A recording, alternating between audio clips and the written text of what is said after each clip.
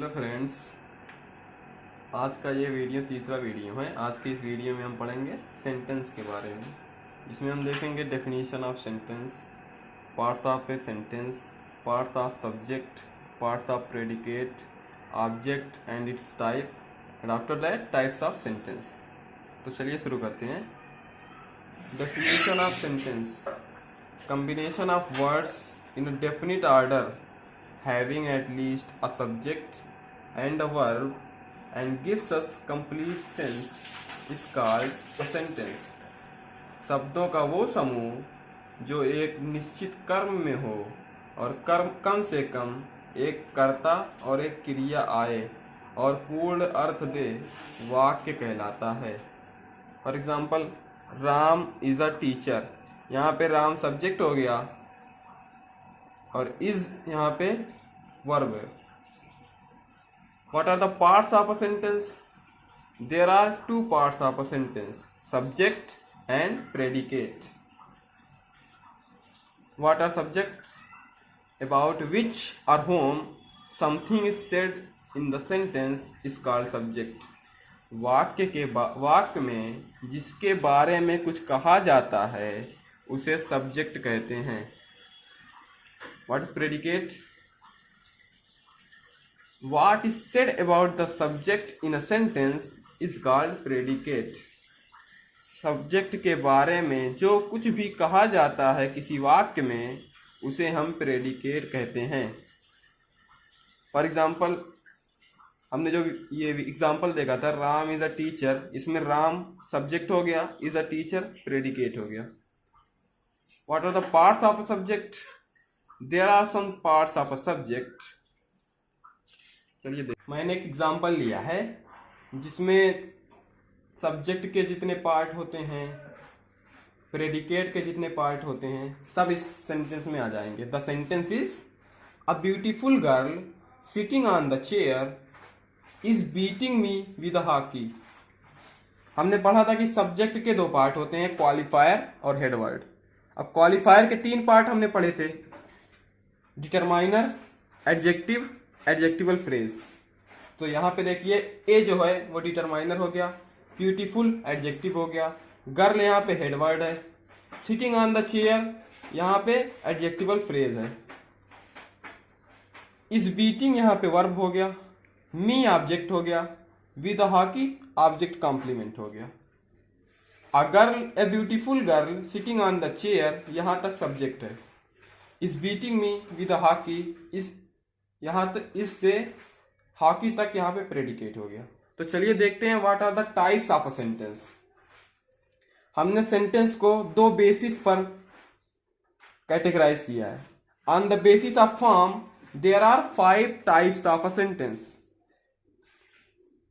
रूप के आधार पर वाक्य के 5 प्रकार होते हैं। First one is assertive sentence. Those sentences that start with a subject are called assertive sentence. वाक्य जो कर्ता से शुरू होते हैं असर्टिव सेंटेंस कहलाते हैं। For example, Ram goes to school. यहाँ पर राम सब्जेक्ट हो गया, ये सेंटेंस सब्जेक्ट से शुरू हुआ है इसलिए ये असर्टिव सेंटेंस हो गया। What are the types of an assertive sentence? Assertive sentence के दो टाइप होते हैं। First one is affirmative or positive sentence. A sentence in which affirmation of any event is given or accepted is called affirmative sentence. वो वाक्य जिसमें किसी घटना के होने को स्वीकार किया जाता है वो अफर्मेटिव या पॉजिटिव सेंटेंस कहलाता है। For example, Ram writes a letter. Second one is negative sentence. A sentence in which negation of any event is given or accepted is called negative sentence. वो वाक्य जिसमें किसी घटना के होने का स्वीकार नहीं किया जाता उस वाक्य को हम निगेटिव सेंटेंस कहते हैं। For example, Ram does not write a letter. यहाँ पे नॉट आया है, निगेटिव सेंटेंस है ये। दूसरा सेंटेंस हम देखते हैं। दूसरा सेंटेंस है interrogative sentence. Those sentences in which questions are asked are called interrogative sentences. वे वाक्य जिसमें प्रश्न किए जाते हैं उन्हें हम इंट्रोगेटिव सेंटेंस कहते हैं। For example, what is your name, are you going to school. Interrogative sentence की एक पहचान होती है कि उस सेंटेंस के अंत में क्वेश्चन मार्क लगा होता है। Third one is imperative sentence. Those sentences in which order, advice and request are expressed are called imperative sentence. वे वाक्य जिसमें आदेश, राय और निवेदन प्रकट किया जाए इंपेरेटिव सेंटेंस कहलाता है। हम ऑर्डर, एडवाइस और रिक्वेस्ट तीनों को एक एक एग्जाम्पल के सहारे देखेंगे। पहले एग्जाम्पल है सिट डाउन। यहाँ पे ऑर्डर दिया जा रहा है, बैठ जाओ, सिट डाउन, तो ये ऑर्डर हो गया। Do not play in the sun. अगर कोई किसी व्यक्ति से कहता है कि धूप में मत खेलो तो क्या हुआ, एडवाइस ही हुआ। Third one is please help me. यहाँ पे कह रहा है प्लीज, कृपया मेरी मदद करो। जब किसी सेंटेंस में प्लीज आ जाता है तो वहां पे रिक्वेस्ट शो करता है। तो इंपेरेटिव सेंटेंस की पहचान जो होती है, ये हमेशा फाइनाइट वर्ब से शुरू होते हैं। ये वाक्य पर्पस प्रस्तुत करते हैं। इनकी पहचान है कि ये फाइनाइट वर्ब से शुरू होते हैं और प्रस्ताव या पर्पस दिखाते हैं। Fourth one is optative sentences.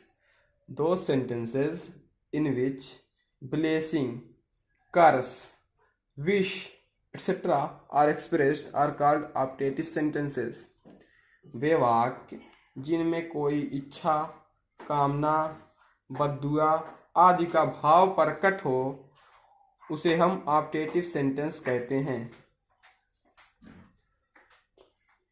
Optative sentence की पहचान है कि इन सेंटेंसेस के अंत में एक्सक्लेमेशन मार्क आता है।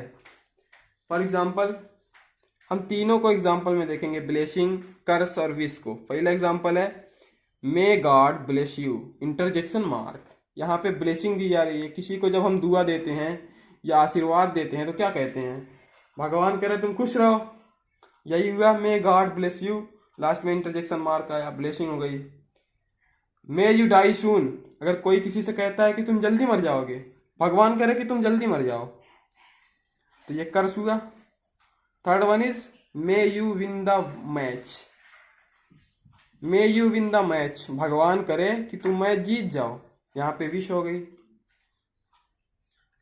The fifth sentence is exclamatory sentences. दो सेंटेंसेस इन विच सारो, surprise, promise, hatred, etc. are expressed are called exclamatory sentences. वे वाक्य जिनमें दुख, आश्चर्य, प्रशंसा, घृणा आदि प्रकट किया जाए एक्सक्लेमेटरी सेंटेंसेस कहलाते हैं। हम एग्जाम्पल के सारे देखेंगे। इन वाक्य की पहचान भी यही होती है कि इन वाक्य के अंत में एक्सक्लेमेटरी मार्क आता है। हम एग्जाम्पल देखेंगे। वेल डन, इंटरजेक्शन मार्क, यहाँ पे प्रॉमिस शो किया गया है। अलस, आई एम रूइंड। एलस का अर्थ होता है हाय, यहाँ पे दुख पर प्रस्तुत हुआ, सारो। हाउ ब्यूटीफुल शी लुक्ड, आश्चर्य, सरप्राइज, कितनी सुंदर वो दिख रही है, वो दिख रही थी या वो दिखी थी, सारो, सरप्राइज हो गया। Fie, you have done a bad thing. Fie मतलब छी, तो यहाँ पे घृणा हुई, तो इसलिए इस सेंटेंस में हेट्रेड्स हो गया। On the basis of verb there are 3 types of a sentence: simple sentence, compound sentence and complex sentence. इन सेंटेंसेस के बारे में हम जब हम सिंथेसिस करेंगे तब पढ़ेंगे, फिर भी थोड़ा सा देख लेते हैं क्या होते हैं। What is a simple sentence? A sentence in which a subject and a verb is given. ऐसे वाक्य जिनमें एक सब्जेक्ट और एक वर्ब हो उसे हम सिंपल सेंटेंस कहते हैं। What is compound sentence? Collection of 2 or more simple sentences is called compound sentence if it is connected with coordinate conjunction. Compound sentence simple sentence के दो या दो से अधिक समूह होते हैं जो कोऑर्डिनेट कंजंक्शन के सहारे जुड़े होते हैं। अब बताइए कोऑर्डिनेट कंजंक्शन क्या हुआ। कोऑर्डिनेट कंजंक्शन 18 होते हैं। ये हैं and, as well as, not only but also, both, and, but, yet, still, while, whereas, either or, neither nor, or, otherwise, so, therefore, hence, thus, for. यहाँ पे फार का अर्थ होता है क्योंकि। What are complex sentences? Collection of two or more simple sentences is called complex sentence if it is connected with subordinating conjunction। Simple sentence का दो या दो से अधिक समूह जो सबऑर्डिनेटिंग कंजंक्शन के सहारे जुड़ा हो उसे हम कॉम्प्लेक्स सेंटेंस कहते हैं। अब what is subordinating conjunction? All the other conjunction except the coordinate conjunction are called subordinating conjunction। subordinating conjunction सभी दूसरे कंजंक्शन हैं कोऑर्डिनेट कंजंक्शन को छोड़ के। तो आज के वीडियो में बस इतना ही। अगर वीडियो पसंद आया हो तो वीडियो को लाइक करें, शेयर करें और हमारे चैनल को सब्सक्राइब करें। शुक्रिया। सब्जेक्ट के दो पार्ट होते हैं, क्वालिफायर, मेन वर्ड। क्वालिफायर के भी तीन पार्ट हो सकते हैं, determiner, adjective, adjectival phrase. Adjective का प्रयोग डिटरमाइनर तथा नाउन के बीच में होता है। नाउन वही हेडवर्ड होता है, मतलब एडजेक्टिव का प्रयोग डिटरमाइनर और हेडवर्ड के बीच में होता है और एडजेक्टिवल फ्रेज का प्रयोग नाउन के बाद होता है।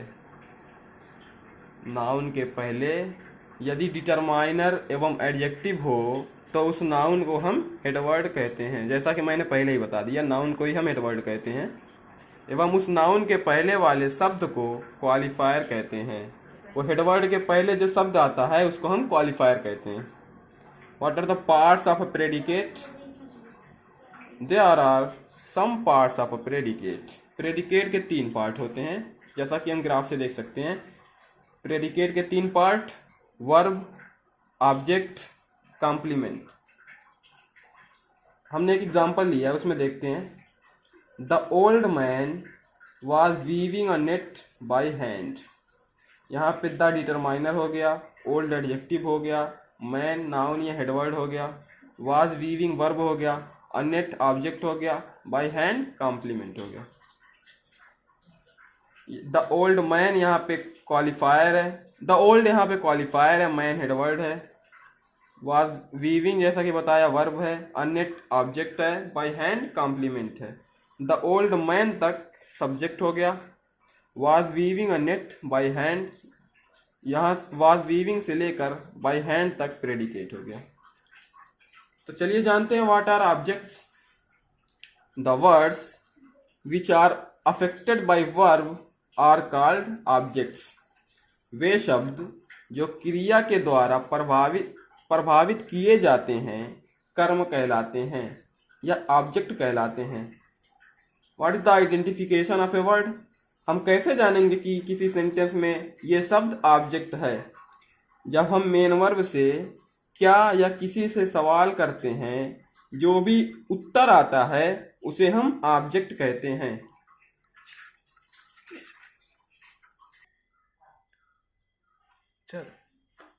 What are the types of an object? There are 4 types of an object.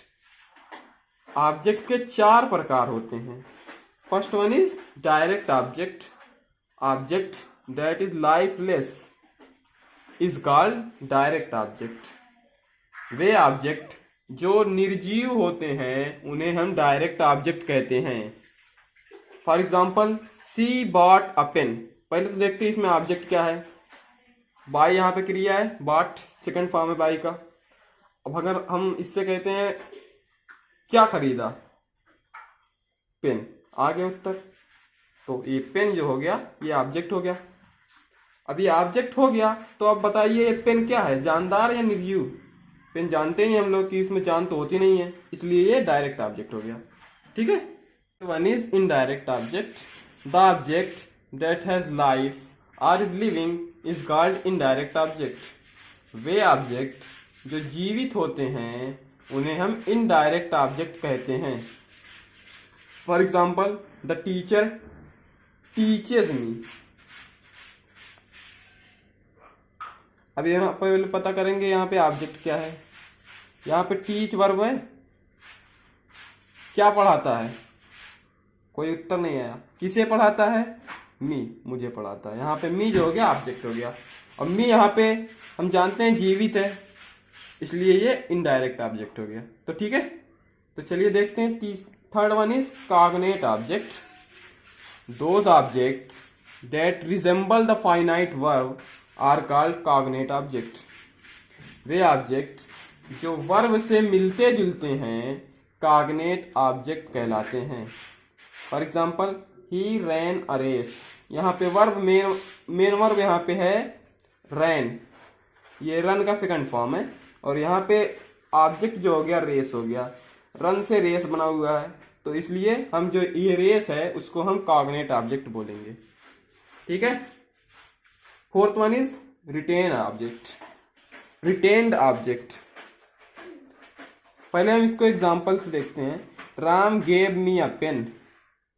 यहाँ पे मी भी ऑब्जेक्ट है, पेन भी ऑब्जेक्ट है, ये एक एक्टिव वॉइस है। A pen was given me by Ram. यहाँ पे हम देख रहे हैं कि मी अपने ही स्थान पर पड़ा हुआ है ना। ठीक है, इसलिए इस मी को हम रिटेन्ड ऑब्जेक्ट बोलेंगे। रिटेन्ड का अर्थ होता है रोका हुआ। ये जो रिटेन्ड ऑब्जेक्ट है वो हमें हर सेंटेंस में नहीं मिलेगा। जब हम वॉइस पढ़ेंगे, मतलब एक्टिव वॉइस या पैसिव वॉइस, तब हम रिटेन्ड ऑब्जेक्ट के बारे में जानेंगे।